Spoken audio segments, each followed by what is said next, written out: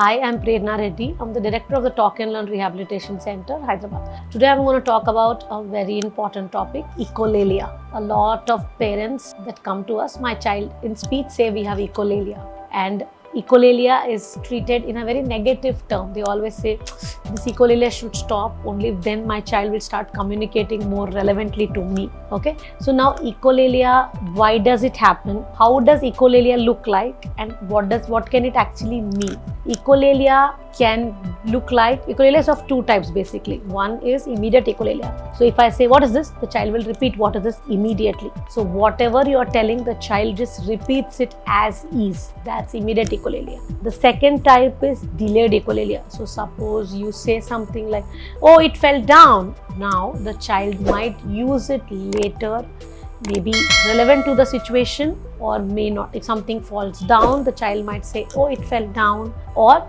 may not, sometimes may not be relevant, may just use it if the child sees meaning in it, and we may not see it. Why does echolalia happen? Okay, so far research for many years said that echolalia is very pathological. Even me as a speech therapist, until some years earlier, I thought even echolalia is pathological.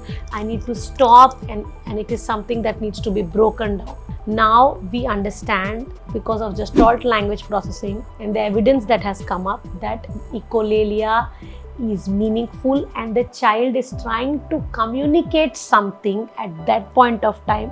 Because the child does not have flexible language or does not have enough language, the communication looks like echolalia or just the child repeating.